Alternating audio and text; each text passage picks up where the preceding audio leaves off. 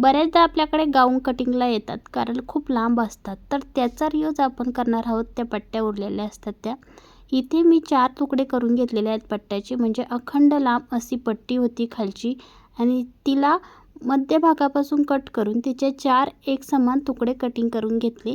आता ते तुकडे आपल्याला एकमेकांना जोडायचे आहे. आता सरळ बाजूवरती सरळ बाजू ठेवायची आणि उलट्या बाजूने आपल्याला शिलाई मारून घ्यायची आहे. पूर्ण शिलाई मारून घ्यायच्या दोरीनं आणि वरच्या बाजूला दाबटीप द्यायची आहे.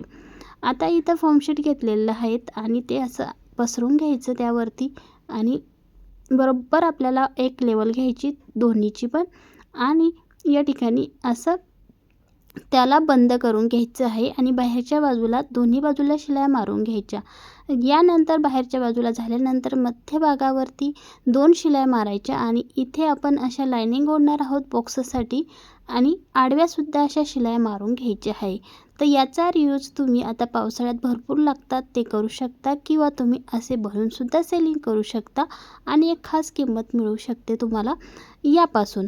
आता यानंतर आपल्याला ज्या पट्ट्या घ्यायच्या आहेत ते पट्टीची साईज घेतली मी इथे 3 ते 3.5 इंच घेऊ शकता, कारण आपल्याला हे आसनची जी रुंदी आहे रुंदी वाढवायची आहे. रुंदी आणि उंची आपण दोन्हीसुद्धा इथे वाढवणार आहोत.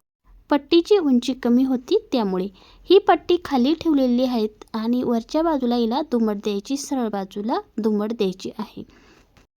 तर अशा पद्धतीने दुसऱ्या बाजूला सुद्धा लावून घ्यायची. तर याच पद्धतीनं पूर्ण पट्ट्या लावून घ्यायची आहे.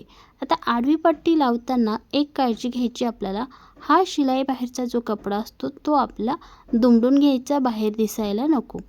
बघा थोडासा कपडा शिल्लक ठेवायचा वरच्या बाजूला आणि खालच्या बाजूला सुद्धा आणि दोन्ही भाग इथे आतमध्ये आपला शिलाई बाहेरचा जो कपडा असतो तो आतमध्ये दाबला जातो. तर अशा पद्धतीनं व्यवस्थित त्याला सरळ करून घ्यायचं. साडीचा फॅब्रिक जर असेल तर थोडं आपल्याला काळजीपूर्वक त्याला व्यवस्थित फिनिशिंग येण्यासाठी वेळ लागतो थोडासा, पण आपण ते व्यवस्थित करायचं आहे. बघा या पट्ट्याचा किती छान रियूज झाला आणि कॉटनचे फॅब्रिक असतात गाऊनचे तर ते खूप टिकतात. तर अशा पद्धतीने तुम्ही स्वतःसाठी करू शकता किंवा दुसऱ्यासाठी सुद्धा करू शकता सेलिंगसाठी. तर बाहेरच्या बाजूला एक एक शिलाई मारून घेतली आणि छान असे दोन्ही इथं आसन मी तयार करून घेतलेले आहेत.